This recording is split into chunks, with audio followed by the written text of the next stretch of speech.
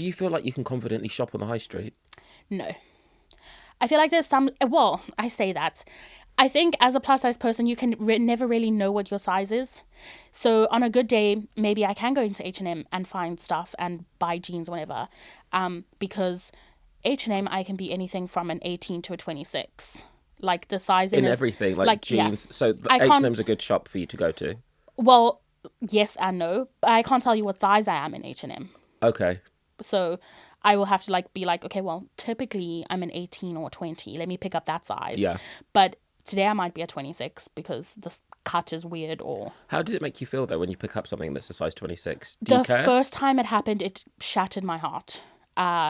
Like, proper panic attack on the floor. I was like, how have I let myself get this big? And, like, what is going... For me, I'm an emotional eater, so it's very linked to, like, past trauma and all that stuff. And absolutely. We'll get into that. If you want to, we don't have to talk about that if you don't want to. I'm happy, that's fine. But it kind of like, I almost got like, how have I let it get this bad? Like, I need to get back to therapy. I need to take control of my life.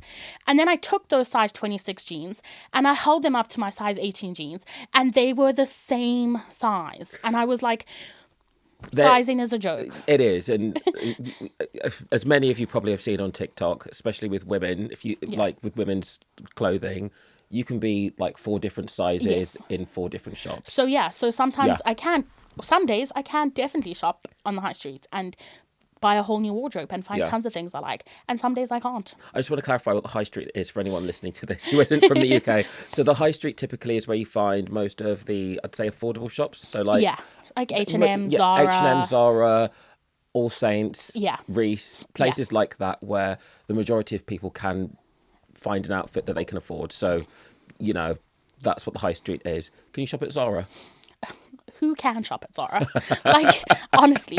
I can't shop at Zara because they sell shoes and accessories. Yeah. Oh, bless you.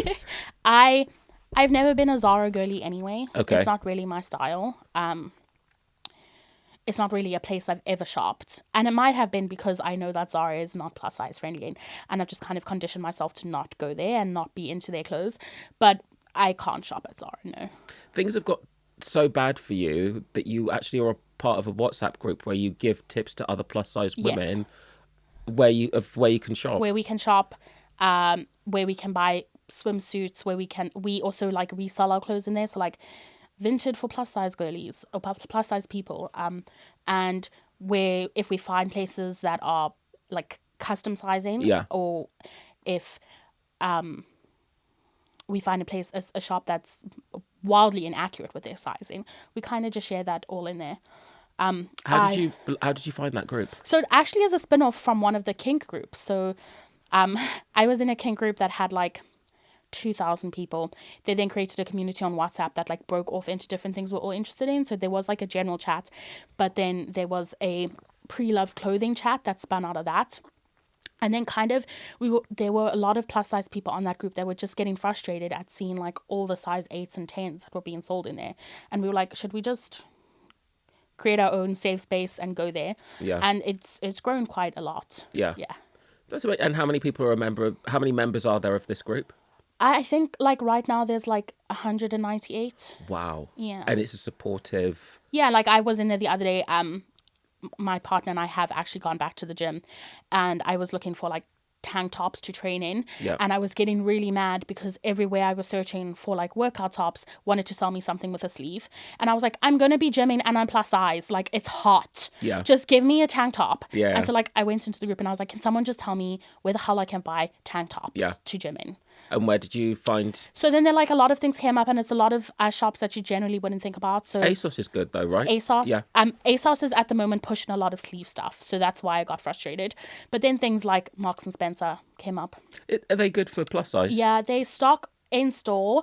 They generally go up to like a 22, 24. Right. Online, they go up to like a 36. Amazing. So very inclusive. And then places you wouldn't really expect, like George by Asda. Yeah. 100%. To Clothing by Sainsbury's, F&F, brands like that that just come up. And then obviously a lot of girls or people in the group will say like, oh, actually, I'm selling a couple things. you want to take Yeah, them and off you my can hands? just swap And we things swapped and things, yeah. buy through that. One of the brands that I think is really impressive, and look, I'm coming from this as someone who isn't like a plus size man or woman or whatever, but do you know about Good American, like Khloe Yes. Kardashian's brand? Yeah. She started with an entrepreneur that I really like. She's called Emma Greed. She's this girl from East London, woman, sorry. She started this brand with her, and she's absolutely amazing. Yeah. She started Good American and Skims. Those brands are all about like diversity, Yeah. inclusion, and all of that. What do you think about I those do sorts think of they're things? very inclusive in terms of sizing, and I typically haven't had a problem. I don't think they're inclusive in terms of wallet size.